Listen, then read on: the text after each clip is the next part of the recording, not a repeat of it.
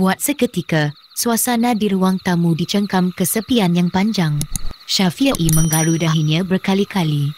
Dia memang mengharapkan agar tetamu yang ada di situ mengajukan pertanyaan.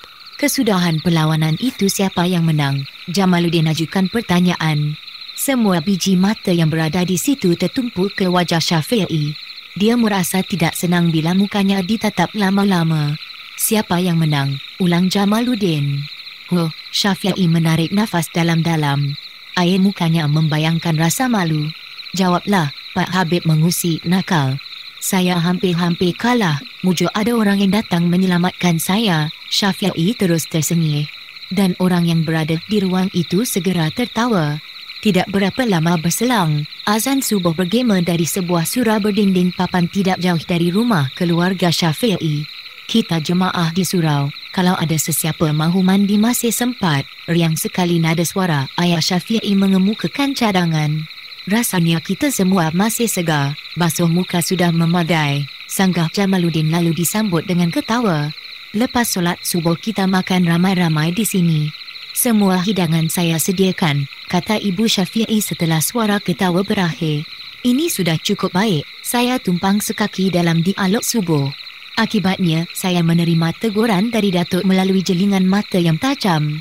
Saya adalah orang terakhir turun dari rumah ayah Syafi'i. Lebih kurang dalam jarak 15 kaki sebelum sampai ke kawasan sempadan surau, rombongan yang diketuai oleh ayah Syafi'i berhenti sebentar. Kemudian mereka melencong ke kanan, tidak ikut jalan lurus menuju ke kaki tangga surau. Kenapa melencong ke kanan menjauhkan perjalanan, kalau lurus lagi dekat dan cepat sampai ke kaki tangga surau, bisik hati saya yang berada di belakang. Saya buat keputusan ikut jalan lurus. Tidak mahu melencong seperti yang dilakukan oleh ayah Syafi'i, Datuk, Pak Habib dan Jamaluddin. Ketika sampai ke hujung jalan, langkah saya terhenti. Dari cahaya lampu gasolin surau terlihat tulang temulang dan tengkorak manusia berserakan di jalan lurus. Tulang-tulang dan tengkorak yang bertaburan di situ berukuran kecil, sebesar tengkorak monyet.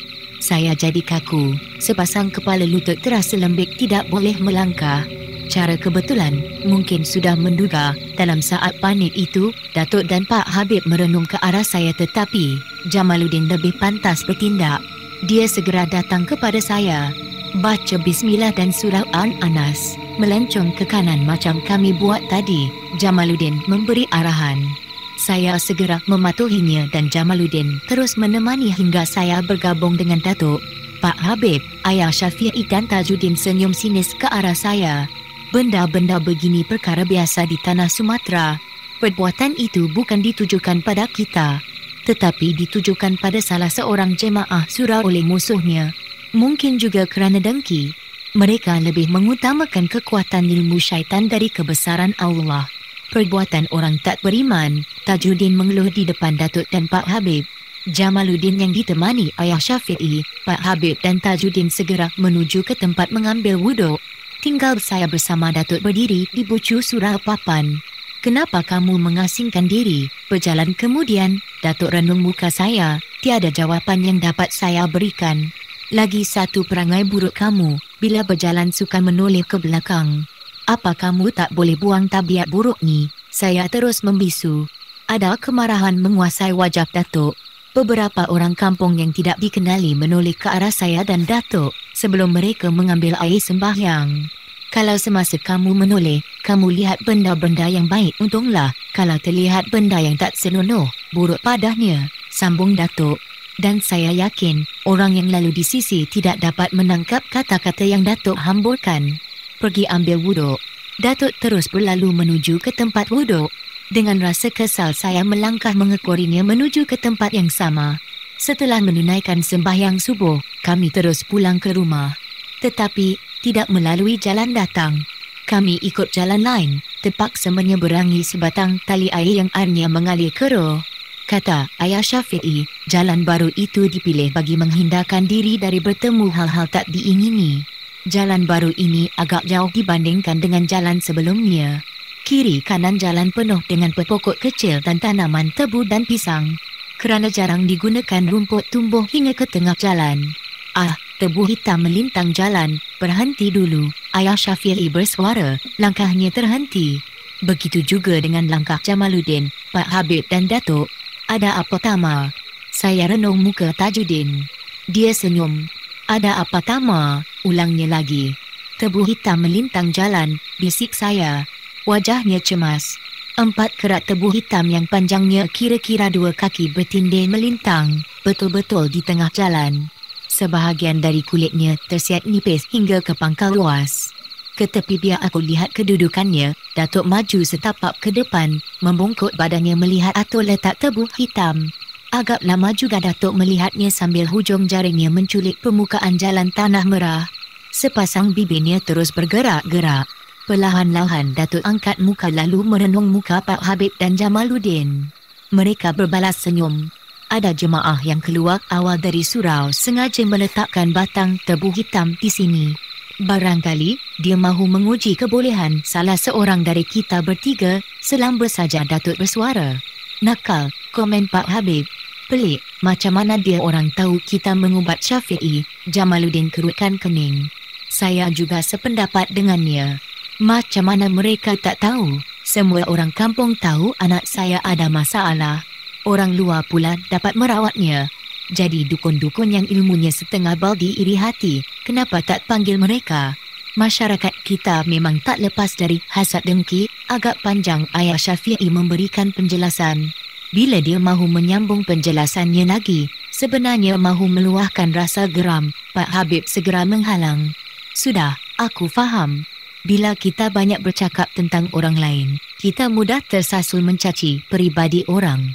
Secara tidak sengaja kita sudah membuat dosa. Pak Habib menepuk bahu Ayah Syafi'i. Dan dia menerima pandangan jujur Pak Habib. Tebu hitam yang terletak melintang di tengah jalan dibiarkan begitu saja. Perjalanan yang terganggu diteruskan. Atas permintaan Jamaluddin, kami diminta berjalan berdua-duaan seiring. Pak Habib dipadankan dengan Datuk, Jamaluddin dengan Ayah Syafi'i, manakala saya dengan Tajuddin. Berjalan di dalam kampung yang kiri kanannya diapit 2 buah bukit, terasa dingin sekali. Kabus nipis berarak lembut di puncak bukit. Sekali pandang kabus itu bagaikan menyapu awan putih yang mula disuluh sinar matahari yang mula berusaha menampakkan diri. Semasa melintas beberapa buah rumah di bibir jalan tanah merah, terdengar suara kanak-kanak perempuan membaca mukadam yang diselang-seli dengan suara ustazah membetulkan pembacaan. Suasana begini mengingatkan saya pada kampung laman dan nenek di Semenanjung. Sampai di kaki tangga kami disambut oleh Syafi'i dan ibunya dengan wajah ceria. Perubahan pada diri Syafi'i mengejutkan kami yang berada di kaki tangga. Rasa tak percaya Syafi'i sesihat itu.